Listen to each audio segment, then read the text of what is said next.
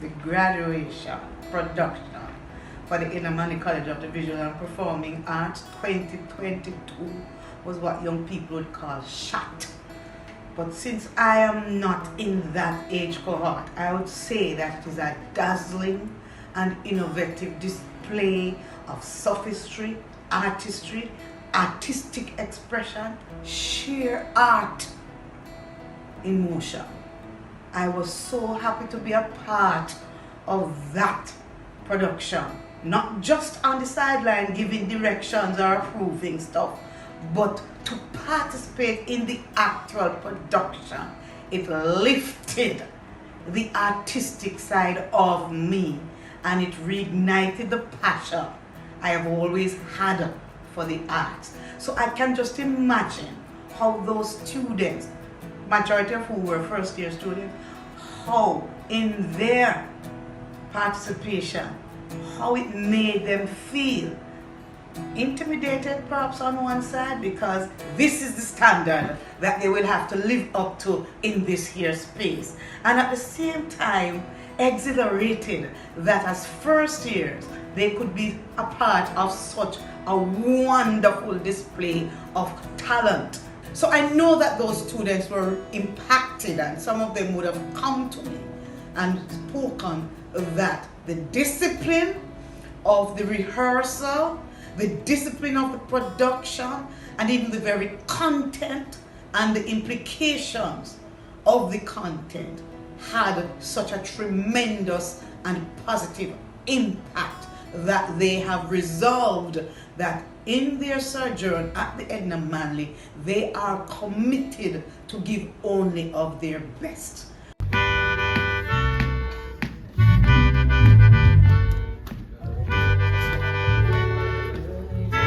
First time.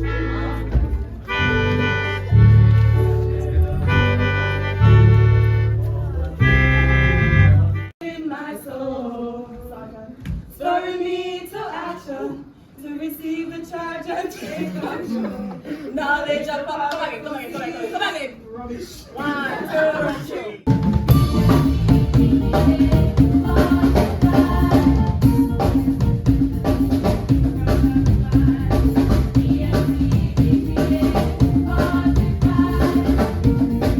They even get out at 7:15. We have the rest of time to come in, set your things, do what you need to do. Now, graduation production is a course. So even though the graduation ceremony is done through the form of a production, it is actually a course. And it means students get grade for it. And so it serves as elective for some students.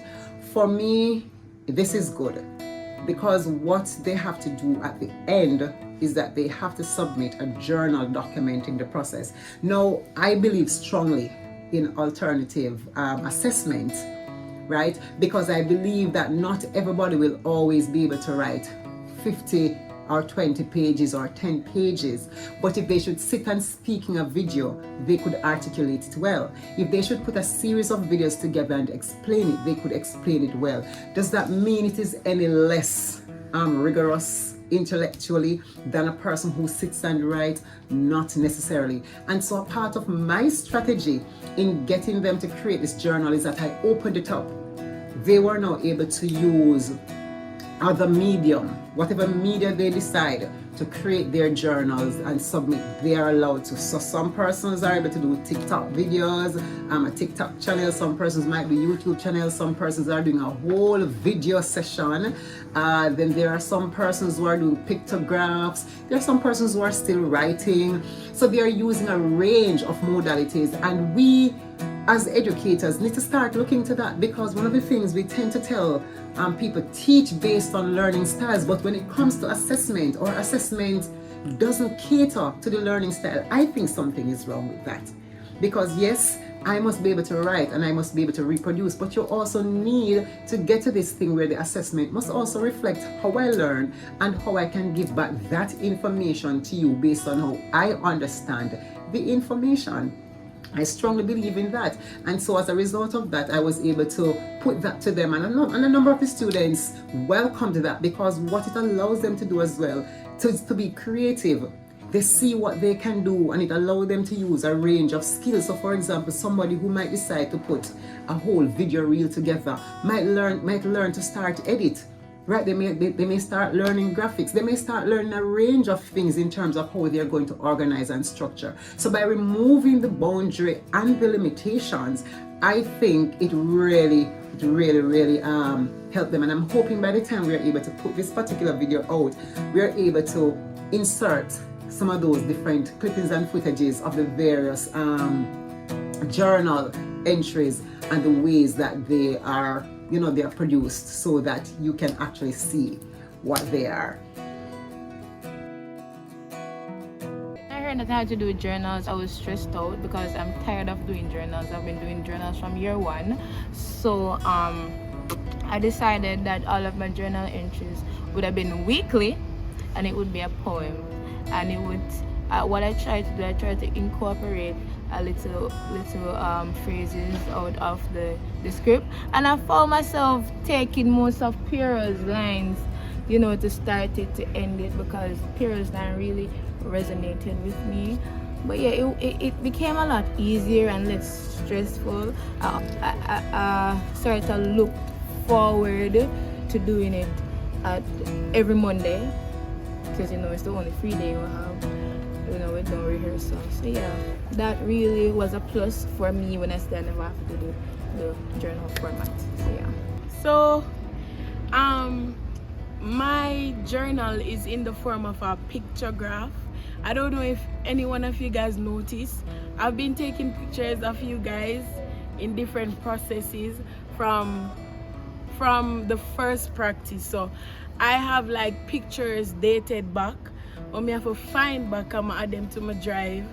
It's like a Pictionary where I put the pictures, then I describe like the process and give like the meanings. I'm a writer, I love to write, so this opportunity for me, not like a boring journal, it gives me the opportunity to add pictures and like describe it in my own way, and add a little spice to it.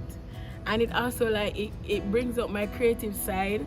Or would like graphic designing, like the pages, the headings, and me using like free Canva to make it look pretty and nice. So I think like this opportunity to like style our journal in our way is really great. Yes. For the graduation class or the graduating class, well, they were simply just pleased to know that all of this was done in their honor, and that in some big or small way they contributed, because they would have inspired others whom they left behind to participate in that production, and they themselves, who are no artists, would have recognized that they were receiving their certification from an institution that is worth its weight in gold, that is worth its salt, and of course an institution which is the only one of its kind in the English-speaking Caribbean. And in the same way, we are the only one of our kind in the English-speaking Caribbean. That graduation production was the only one of its kind. We will do something similar or something different, but it was in a class by itself. And I also want to say kudos to Doreen Reed for having captained that ship, the artistic director and all the other team members who worked untiringly with her in such a very short time too, to produce such caliber, state-of-the-art, cutting-edge, innovative pantomime. And not just a pantomime with a little satire here and a little satire here, that captures efficaciously and effectively all of the nuances of the Jamaican traditional oral culture.